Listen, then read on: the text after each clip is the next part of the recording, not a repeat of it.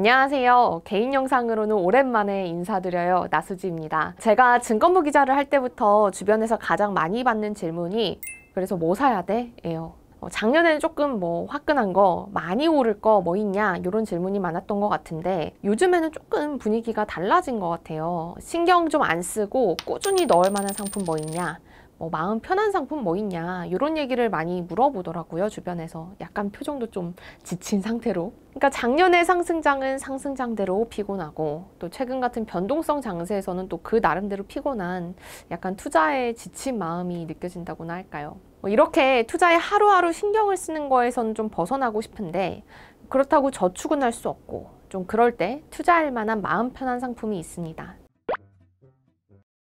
이 결론부터 말씀드릴게요. 미국 상장 ETF인데요. 티커명으로는 RPAR이라는 상품입니다. 2019년 12월에 상장해서 이제 1년 반 정도 운용이 된 상품인데 아마 자산 배분 투자에 좀 관심 많으신 분들이라면 아마 한 번쯤 들어보셨을 만한 상품입니다. 이 ETF는 내 돈을 주식, 채권, 원자재 이런 다양한 자산에 분산 투자해주는 자산 배분형 ETF입니다. 전체 이름은 리스크 패리티 ETF예요. 리스크 패리티 전략을 활용해서 투자를 한다는 건데 조금 말이 어렵죠. 최대한 한번 쉽게 말씀을 드려볼게요. 이 자산 배분이라는 건 내가 주식, 채권, 원자재 등등에 돈을 나눠서 투자를 한다는 거죠. 좀 더 수익률이 왔다 갔다 하지 않고 꾸준히 안정적으로 수익을 낼 수 있는 방법이니까요. 이렇게 자산을 나눠서 담는 자산 배분하는 방법들도 굉장히 다양한데 이 대부분은 절대적인 비중을 정해놓습니다. 예를 들면 주식이 6이면 채권은 4. 그래서 주식이 올라서 비중이 커지면 주식을 팔고 다시 6으로 조정을 한다든지 아니면 주식, 채권, 원자재, 현금 이걸 25%씩 각각 똑같이 비중을 유지를 한다든지 이런 식으로 절대적인 비중을 정해놓고 자산을 배분을 하죠.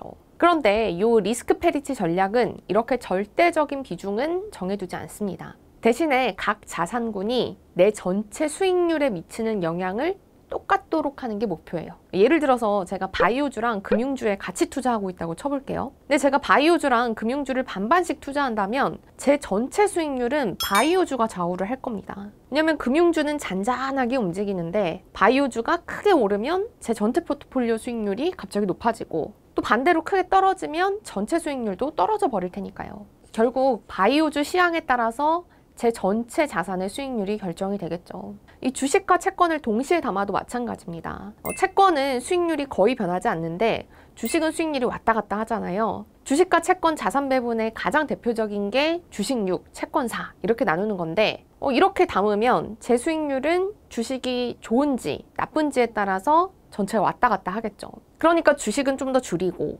채권은 이거보다 더 늘려야 주식과 채권이 제 수익률에 미치는 영향이 똑같아질 거예요.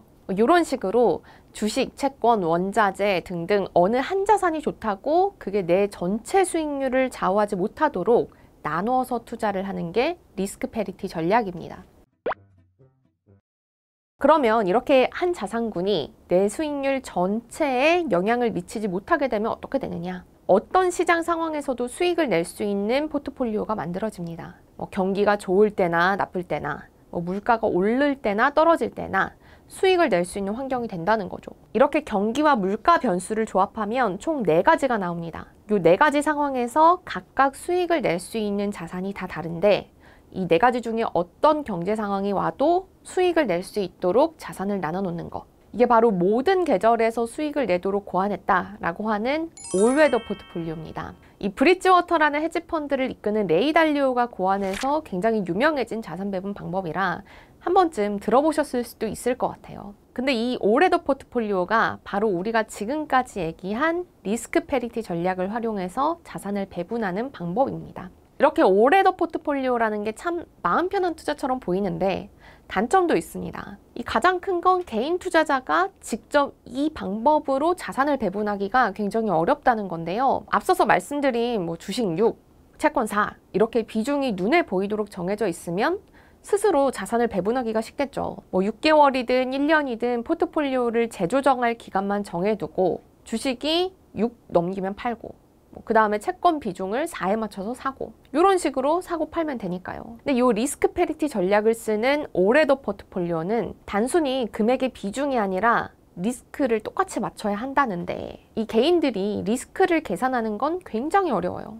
이 시장 상황에 따라서 자산들끼리의 상관관계라는 것도 계속 달라지니까요. 예를 들어서 보통 주식과 채권은 수익률이 반대로 움직이는데 특수한 시장 상황에서는 비슷하게 움직인다든지, 그러면 이때는 반대로 움직이는 자산의 비중이 조금 더 커져야 내 포트폴리오가 안정적으로 유지가 되겠죠. 그러니까 사실상 요 올해더 포트폴리오를 개인이 진짜 계산해서 적절하게 운용하는 거는 현실적으로 어렵다는 겁니다. 우리는 마음 편하게 투자하려고 자산 배분을 찾는 건데 오히려 이렇게 하려면 훨씬 더 복잡해요.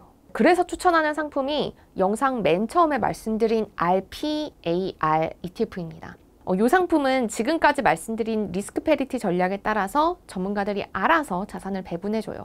지금은 전문가들이 어떻게 자산을 쪼개놨는지 한번 볼게요. 올해 3월 말 기준으로 보면 이 미국과 신흥국 이런 주식을 다 합쳐서 25%, 그리고 원자재의 32%, 채권의 42%, 또 물가가 오르면 수익이 나는 물가 연동체의 20%, 이렇게 투자를 하고 있습니다. 이렇게 배분을 해줘야 이런 식으로 리스크가 25%씩 다 똑같아진다는 거죠. 근데 조금 이상한 점을 발견하신 분들 있으시죠? 요 자산 배분 비중 다 합치면 100이 넘잖아요. 요거는 빚을 원금의 20% 정도 빚을 내서 투자에 활용했기 때문입니다. 그리고 또 앞서 말씀드렸듯이 이 투자 비중은 고정된 건 아닙니다. 요건 이 ETF의 작년 3월 기준 포트폴리오인데 요때는 조금씩 비중이 다르죠. 이때는 주식이 조금 더 많고 상대적으로 채권이 조금 더 적었던 걸 보실 수 있습니다. 이 리스크 패리티 전략의 대표적인 포트폴리오가 레이달리오의 올해더다 이렇게 말씀을 드렸잖아요. 근데 이 RPAR ETF를 만든 아이리스도 레이달리오가 수장인 브릿지워터 출신이 만들었습니다. 이 ETF를 만든 회사의 CIO가 브릿지워터 출신이라는 거를 회사 홈페이지에서 확인할 수가 있네요. 또 그러면 과거 수익률도 한번 살펴볼게요. 최근 1년 기준으로는 한 17% 정도 수익을 냈습니다. 주식시장이 급락했던 지난해 3월을 한번 보면 한 고점 대비 17% 정도 손실을 내서 비교적 주식시장보다는 훨씬 더 잘 수익을 방어해냈다. 이걸 확인하실 수 있고, 또 손실을 이렇게 봤던 것도 한 3개월 정도 지나니까 다시 복구를 한 거 보실 수 있습니다. 이 ETF의 운용 규모는 12억 달러, 한국 돈으로는 1조 3,400억 원 정도 수준이고요. 상장한 지 한 1년 반 정도 된 걸 감안하면 굉장히 크죠. 운용 보수는 연 0.51%입니다.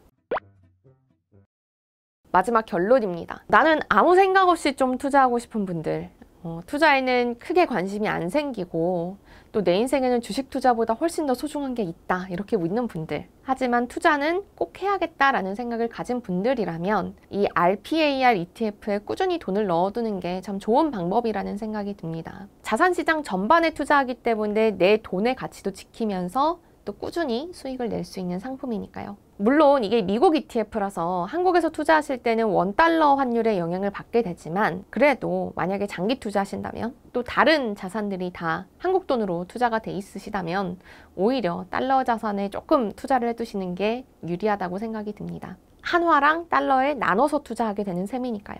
네, 오늘은 자산 배분 ETF에 대해서 같이 한번 살펴봤고요. 저는 다음에도 더 유용한 실전 재테크 영상으로 돌아오겠습니다. 감사합니다.